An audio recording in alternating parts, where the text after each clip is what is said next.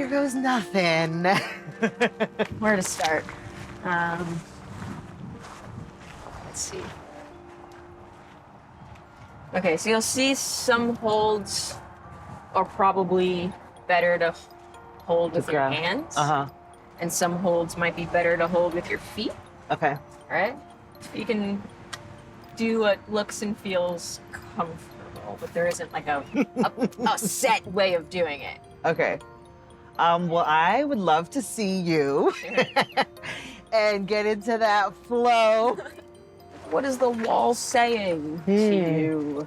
What is the wall saying to you? That's beautiful. It's like, how does it want to be climbed, right? Maybe it's that way, maybe it's this way. Wow. Oh, yeah.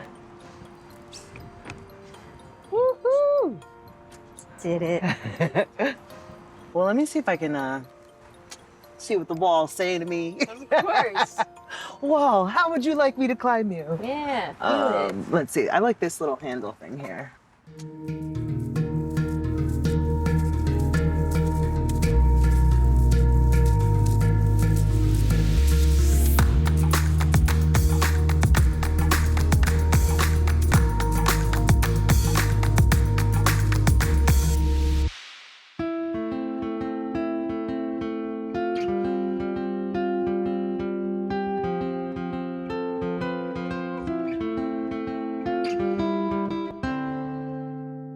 My name is Jas Maisonet. I use they, them pronouns, and I'm from New York, born and raised.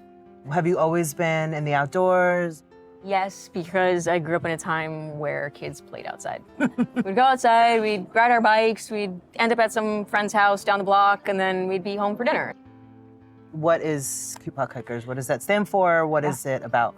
It's for queer people of color who like to hike, who are interested in hiking, who want to experience the outdoors. So much of the outdoors, the way that it's like commodified and sold to us, is about epic adventure and summiting Rainier, especially being here. I'm like, everybody's summiting Rainier and Mount Baker.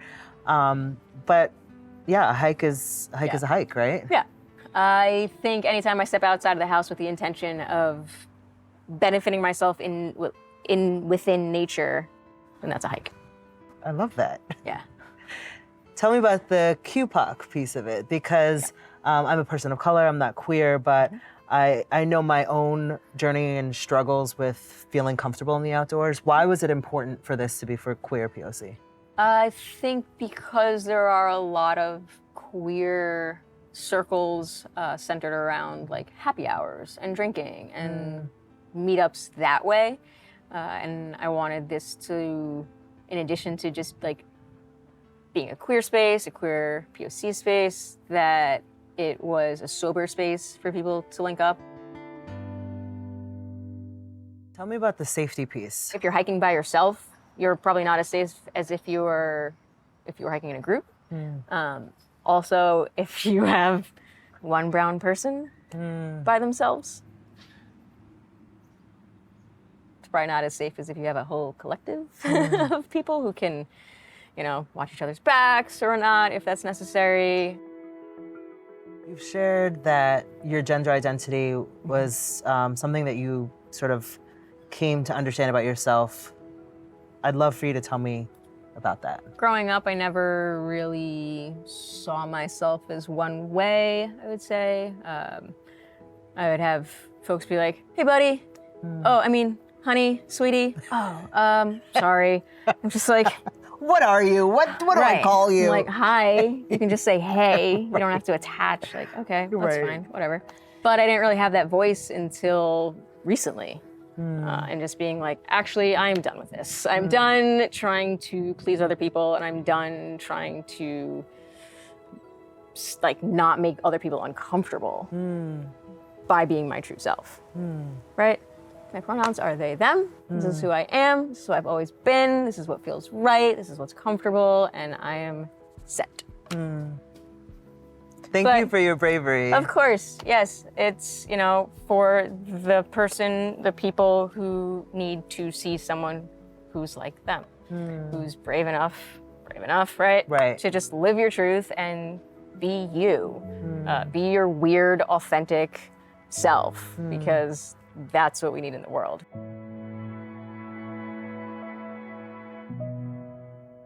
So, how did you get into climbing? I'm gonna say that's one thing Black people don't do.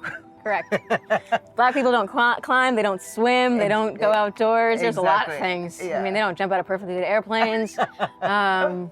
But yeah, no, I started, I think it was like someone's birthday party when we were 10 years old or something, and I was like, rock climbing is cool, yeah. And then obviously in my adult life, I was like, wait, I enjoyed that.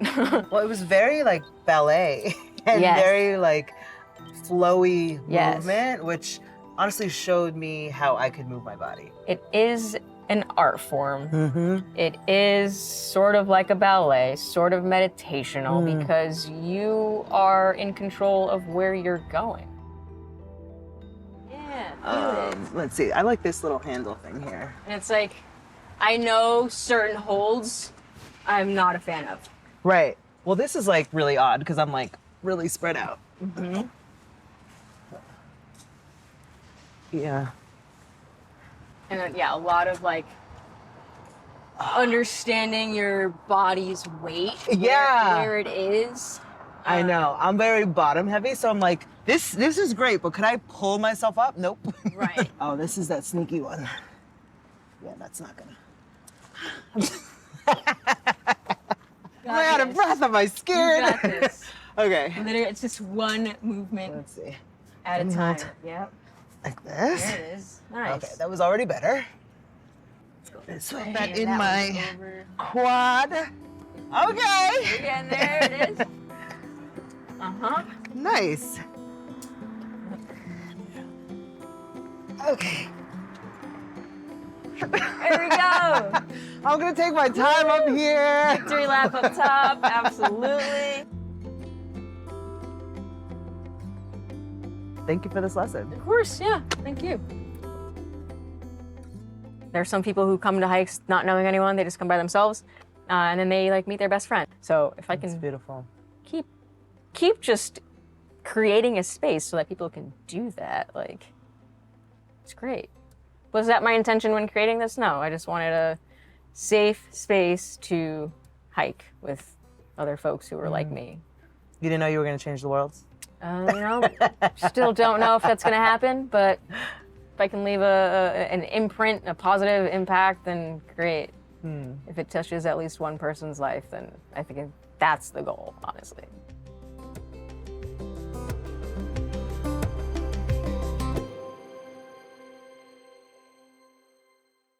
Hear more about this episode on the Out and Back with Alison, Mariella, Désir podcast. Just search Out and Back wherever you listen. Fleet Feet is on a mission to inspire the runner in everyone and is proud to sponsor CrossCut's Out and Back with Alison, Mariella, Désir.